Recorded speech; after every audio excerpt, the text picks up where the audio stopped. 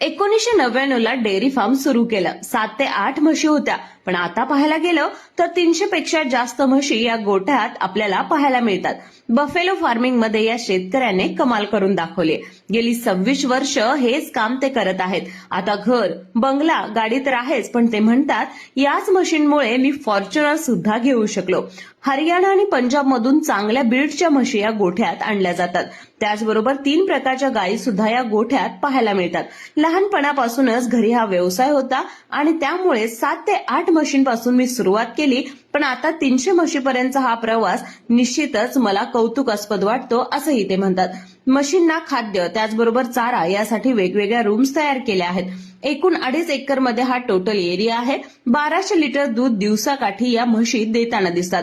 दिवसाकाठी 1 लाख रुपये तरी नफा या गोठा व्यवसाय करणाऱ्या शेतकऱ्याला मिळतो. तुम्हाला हे डेअरी फार्म आणि ही स्टोरी कशी वाटली नक्की कळवा आणि आम्हाला फॉलो करा.